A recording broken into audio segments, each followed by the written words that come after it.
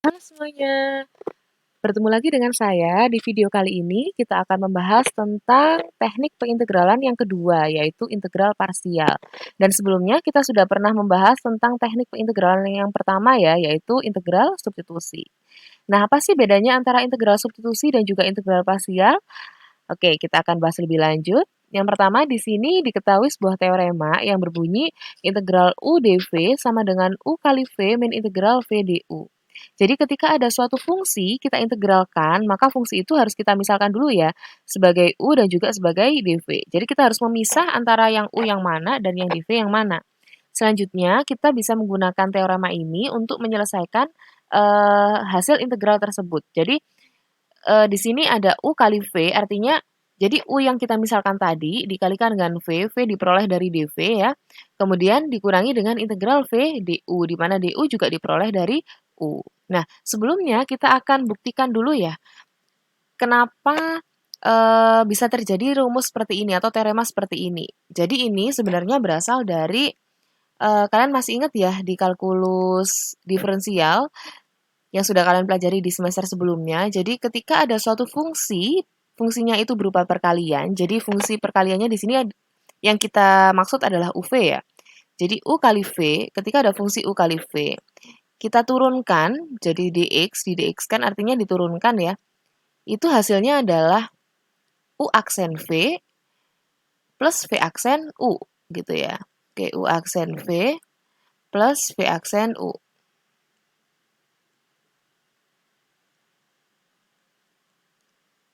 Nah, seperti ini ya. Jadi U aksen V plus V aksen U. Nah, selanjutnya, karena di sini ini U aksen, kemudian ini V aksen, itu artinya turunan ya. Turunan pertama dari fungsi U maupun fungsi V, kan gitu.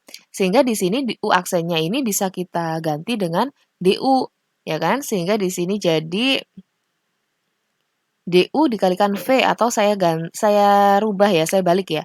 Jadi V dikalikan dengan DU. Kenapa boleh dirubah? Karena di sini bentuknya perkalian, sehingga boleh kita balik ya, karena perkalian bersifat komutatif.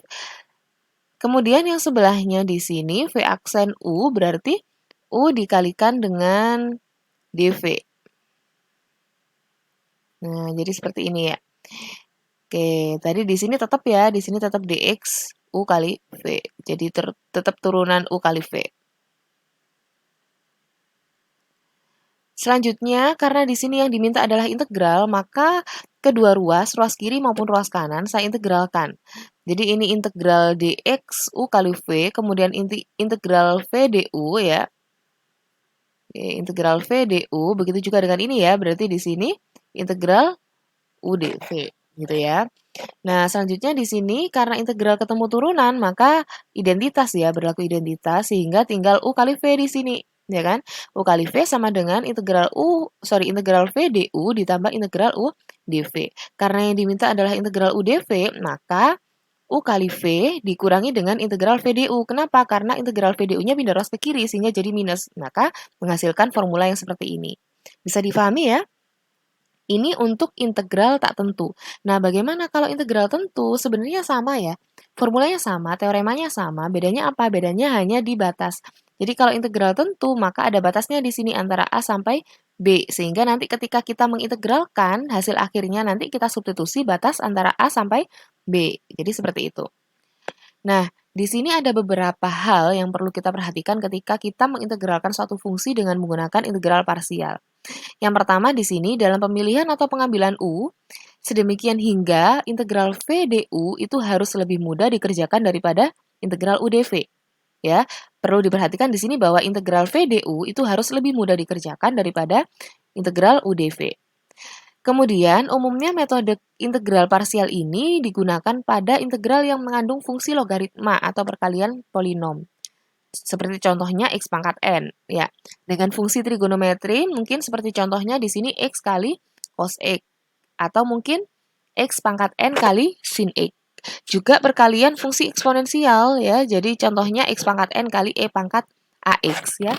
Atau perkalian fungsi eksponensial dengan fungsi trigonometri seperti e pangkat 2x kali sin x. Ya. Jadi selain itu juga tidak hanya fungsi-fungsi yang seperti itu ya. yang bisa dikerjakan dengan cara parsial. Fungsi-fungsi lain juga bisa, asalkan di sini fungsi-fungsinya tidak dapat diselesaikan dengan menggunakan integral substitusi. Jadi tidak harus fungsinya itu dalam bentuk eksponen, logaritma, kemudian trigonometri, tidak ya. Tidak semua fungsi yang mengandung trigonometri, logaritma, eksponen itu semuanya dikerjakan dengan parsial, tidak. Ada juga beberapa yang bisa dikerjakan dengan substitusi. Namun yang jelas bahwa di sini ketika ada fungsi-fungsi aljabar ya, entah itu aljabar atau mungkin bisa trigonometri atau yang lain, tidak bisa diselesaikan dengan menggunakan substitusi, maka kita bisa menyelesaikan dengan menggunakan parsial. Nah, kuncinya di situ. Kemudian bedanya apa sih? Ketika ada suatu fungsi ya, kemudian disuruh mengintegralkan, kita menggunakan apa? Parsial atau substitusi? Nah, mungkin itu yang dibingungkan kalian ya. Jadi ketika mengintegralkan suatu fungsi, itu yang dilihat adalah fungsi yang kita misalkan sebagai U. Jadi kalau misalkan suatu fungsi dikerjakan dengan substitusi, ketika pemisalan U tadi, ketika saya turunkan, hasilnya harus sama dengan fungsi yang ada di sebelahnya. Entah itu sebelah kiri atau kanan, bahkan mungkin di bagian penyebut atau mungkin pembilang kan gitu ya, tidak tentu. Bisa jadi dia bentuknya pembagian. Contohnya begini, saya punya fungsi nih ya, fungsinya itu X plus 1, jadi dalam kurung X plus 1, dikalikan dalam kurung lagi X kuadrat plus 2X. Nah, dalam hal ini yang kita misalkan sebagai U itu adalah X kuadrat plus 2X. Selanjutnya, ketika saya sudah memisahkan U, maka saya turunkan. X kuadrat plus 2X ini turunannya adalah 2X plus 2. Sehingga sama-sama menghasilkan ada koefisien dan juga di situ konstanta 2, saya keluarkan nih. Sehingga 2 dikalikan X plus 1 kan gitu ya. Jadi 2X plus 2 itu kan sama dengan 2 kali X plus 1. Nah, X plus 1 yang hasil turunannya ini tadi, itu kan sama dengan X plus 1 yang sebelum diturunkan, yang sebelah kirinya U kan gitu kan. Nah, karena sama berarti bisa kita coret, atau lebih tepatnya kita bagi.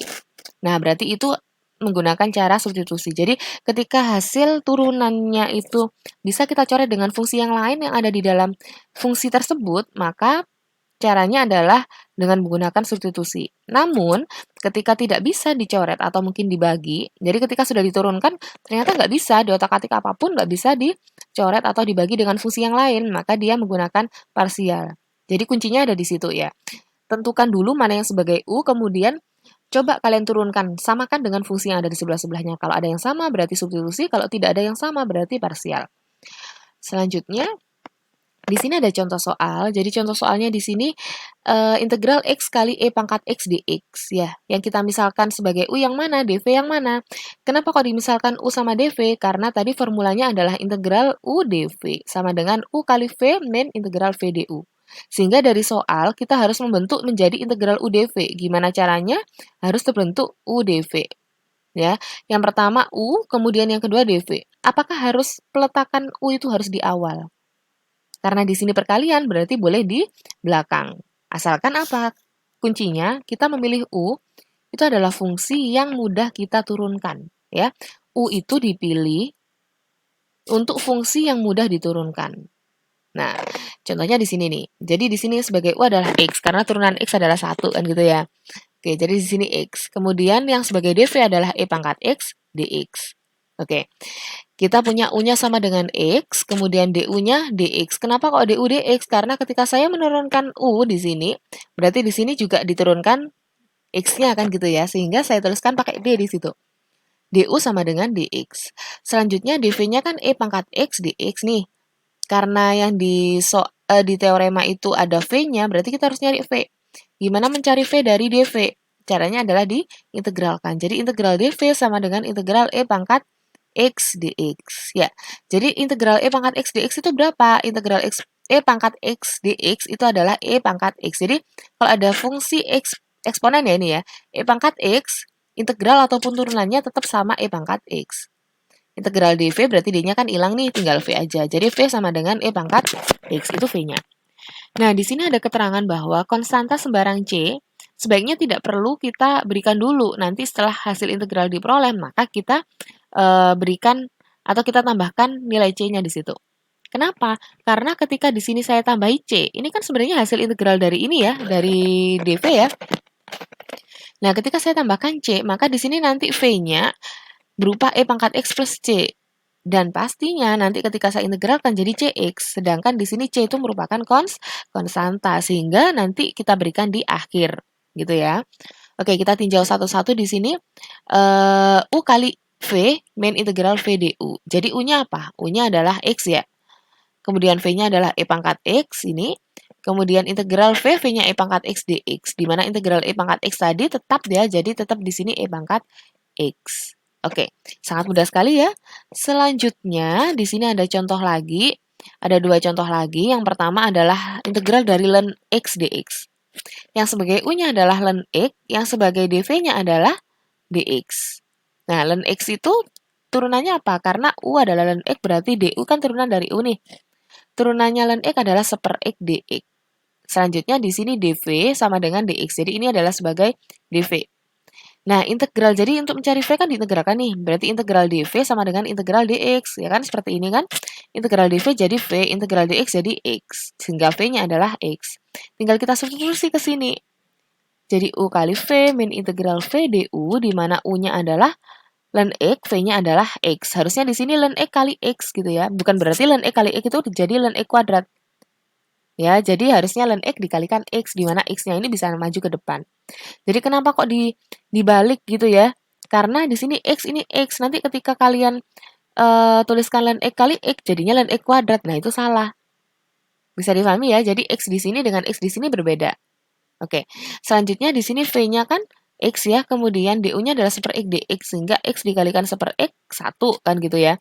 1 dx, berarti kalau integral dx jadi X. Dan jangan lupa di akhir harus ditambahin dengan plus C, karena di sini integralnya integral tak tentu. Nah, selanjutnya integral X dikalikan sin X dx, di mana sebagai U-nya adalah X, sebagai dV-nya adalah sin X dx. Ya, oke. du-nya berarti kalau U-nya sama dengan X, berarti du-nya adalah dx. dv-nya sama dengan sin dx, berarti mencari V-nya adalah integral dari sin X. Sin itu integralnya adalah min cos. Ya, oke, kita tinggal substitusi ke dalam rumus. U kali V, di mana U-nya adalah X, V-nya adalah min cos X, sehingga kalau X dikalikan min cos X itu jadi min X kali cos X. Kenapa kok min-nya tidak taruh di tengah? Supaya tidak rancu, kelihatannya nanti kalau di tengah menjadi pengurangan. Ya, sehingga karena di sini perkalian berarti min-nya taruh depan. Selanjutnya integral min cos X. Jadi ini kan V nih. Ya kan? Karena di sini ada min, minusnya boleh dikeluarkan jadi plus. Integral cos X dx. Nah, integralnya cos apa? Sin ya. Sehingga di sini min X cos X plus sin X plus C. Dan jangan lupa di sini plus C. Kalau integral tak tentu maka harus plus C. Tapi kalau integral tentu gimana? Di sini tidak ada contoh soal integral tentu ya. Jadi, kenapa kok tidak ada? Karena caranya sama dengan integral tak tentu. Bedanya di mana? Bedanya nanti ketika di akhir di sini ya, di sini atau di sini, maka variabel x-nya di sini kita ganti dengan batasnya tadi. Misalnya batasnya 0 sampai 1 nih. Berarti di sini kita ganti nih. Berarti 1 dimasukkan dulu. Jadi min 1 kali cos 1 plus sin 1 dikurangi dengan tadi 0 ya. Berarti 0 dimasukkan 0 kali. Nah, begitu. Jadi bisa difahami ya, jadi bedanya apa? Bedanya hanya di akhir, tahap akhir, tanpa adanya plus C dan juga nanti hasilnya pasti suatu konstanta. Gitu ya. Karena apa? Karena kita memasukkan batas. Jadi di sini posisi memasukkan batasnya. Begitu juga dengan yang ini, berarti di sini kita posisi memasukkan batas. Gitu ya. Bisa difahami ya. Jadi, mungkin itu saja yang bisa saya sampaikan di video kali ini. Jika ada pertanyaan, kalian bisa mengajukan pertanyaan di kolom komentar di bawah atau bisa via grup WhatsApp ya. Oke, mungkin itu saja. Saya akhiri. Wassalamualaikum warahmatullahi wabarakatuh.